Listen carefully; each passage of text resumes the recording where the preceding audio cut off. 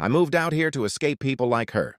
3 years ago, I bought a peaceful little property on the edge of Oak Ridge Hills, 5 acres of land, a modest barn, and 3 cows, Rosie, Belle, and Thunder. They weren't just livestock. They were family. I used to run a small therapy program for kids with anxiety. The cows helped, and they were part of my healing, too, after I lost my wife to cancer. But peace doesn't last when you've got a Karen next door, especially one who happens to run the HOA. Her name? Deborah Chilton, president of the Oak Ridge Hills Homeowners Association. She had a golf cart, a megaphone, and an unhealthy obsession with controlling things that weren't hers. She first showed up uninvited, holding a clipboard and fake concern. "Hi, I noticed your cows. They're really cute, but unfortunately, they violate HOA Rule 17C, no livestock within 1,000 feet of the main road." I reminded her my house technically wasn't inside the HOA boundaries. She smiled. "Well, we're annexing this part of the street next month. You'll be under our umbrella then. Exciting, right?" I didn't smile back. 3 weeks later, I got the first cease and desist letter.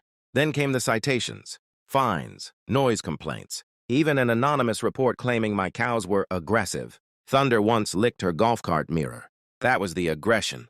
Eventually, HOA succeeded. Animal control came and shut down my therapy farm.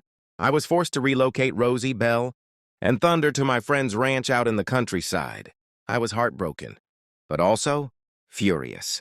What Deborah didn't know, what no one in the HOA ever figured out, was that the big, elaborate steel gate at the front of my property, that was a decoy. See, back when I bought this land, I noticed a weird detail buried in the old deed. A service road, long overgrown, that ran behind my property and curved straight around into the HOA clubhouse parking lot. Nobody used it anymore. It was basically forgotten, except me. I cleaned it up quietly over months, installed motion sensor cameras, built a hidden rolling gate that blended into the surrounding brush. Then I waited. 2 months later, HOA planned their annual fundraiser, a big BBQ event in the clubhouse lawn. Deborah was all over social media about it. Tickets, sponsors, VIP guests, even a band. The night before the event, I made my move. I opened the hidden gate, and I released a surprise guest list of my own. Rosie, Belle, Thunder. I'd brought them back. My cows wandered right through the back road, across the HOA clubhouse lawn, and made themselves very, very comfortable.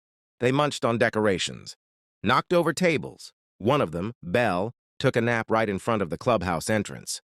Thunder licked the BBQ smoker repeatedly. By morning, guests were already arriving, to a yard full of cow dung and chaos. "Deborah?" She was losing her mind. "Who let these cows in?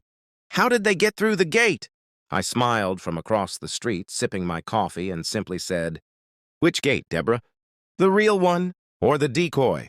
That same afternoon, a video of the incident hit TikTok. 2.4 million views. People were cheering in the comments. The HOA got fined for environmental violations. The event sponsors pulled out. The club lost funding. And Deborah? She resigned. These days, I run my therapy farm again, cows included.